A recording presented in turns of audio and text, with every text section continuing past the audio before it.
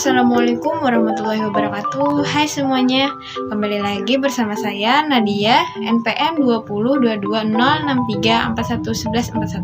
Di sini saya ingin memenuhi tugas dari mata kuliah Manajemen Sains Komputer yang diberikan oleh Bapak Jumadi SAPMT dengan judul apa itu motherboard atau papan sirkuit.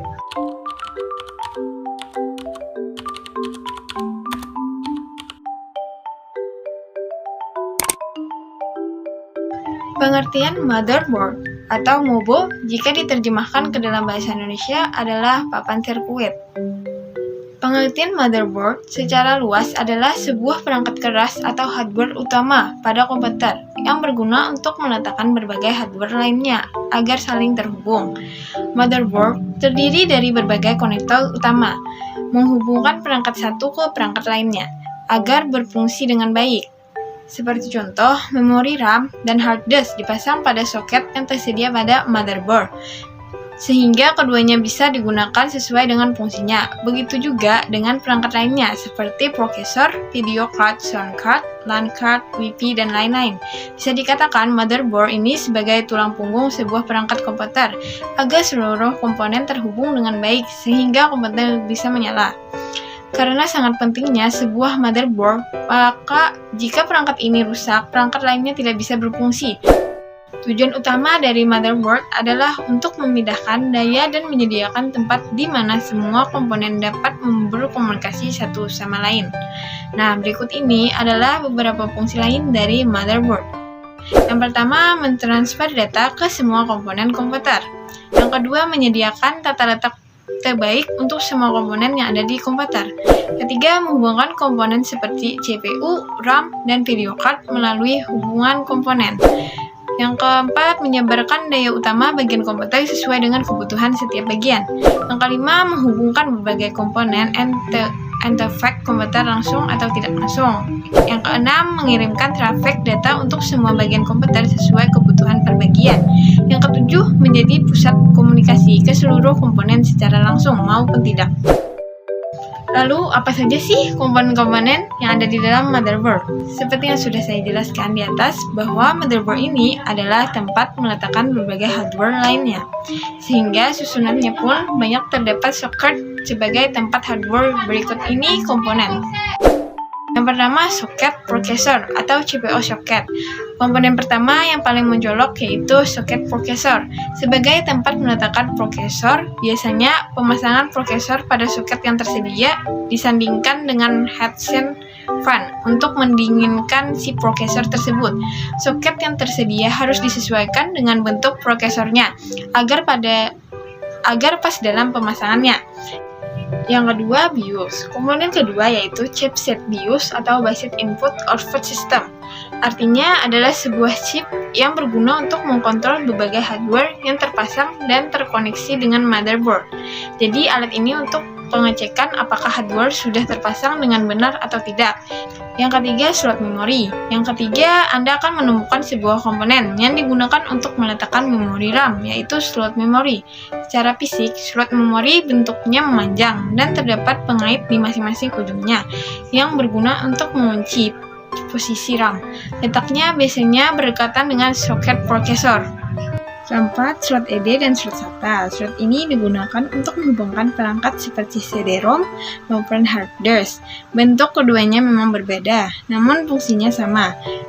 Slot ED biasanya terdapat pada motherboard keluaran lama, sedangkan SATA keluaran terbaru. Namun, tidak sedikit juga motherboard keluaran terbaru yang masih menyisipkan slot ED. Yang kelima, slot AGP dan PCI. Slot AGP maupun PCI digunakan untuk meletakkan hardware tambahan seperti video card, LAN card, maupun sound card. Yang keenam, baterai CMOS, komplementar metal oxide semiconductor, merupakan baterai yang berfungsi untuk memberikan daya bagi BIOS agar mampu menyimpan semua pengaturan pada BIOS. Bentuknya kecil, melingkar layaknya baterai jam. Namun, pada umumnya, ukurannya lebih besar. Yang ketujuh, power connector. Power connector biasanya terdiri dari 24 pin atau 24 lubang. Gunanya untuk menyambungkan antara power supply dengan motherboard sehingga motherboard akan teraliran arus listrik. Kedelapan, stroke driver connector.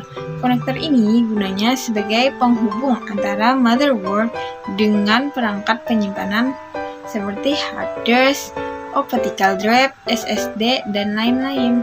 Angka 9, I atau U-port atau back panel. Port adalah sebuah kumpulan port yang terletak pada bagian pinggir motherboard. Jika telah dipasang pada casing, maka letaknya ada di bagian belakang casing. Port tersebut sebagai penghubung ke perangkat eksternal seperti monitor, mouse, keyboard, pengeras suara, dan lain-lain. I atau U-port lebih dikenal dengan istilah back panel. Angka 9, forward panel. Pin kecil tersebut sebagai tempat untuk menghubungkan kabel forward, restart, LED HDD, dan LED power. Setelah paham dengan pengertian motherboard dan komponennya, selanjutnya kita perlu tahu juga dengan jenis-jenis motherboard yang telah ada. Yang pertama, motherboard AT. Motherboard jenis ini adalah keluaran pertama dan saat ini sudah tidak lagi digunakan. Pada tahun 90-an, motherboard ini digunakan untuk mendukung prosesor Pentium. Ukuran motherboard ini terbilang cukup besar dan juga mudah panas. Kedua, motherboard ATX atau Motherboard Advanced Technology Extended merupakan hasil pengembangan dari seri sebelumnya dan memiliki banyak kelebihan dibandingkan dengan pendahuluannya. Motherboard jenis ini juga merupakan seri standar yang paling banyak digunakan pada komputer di seluruh dunia.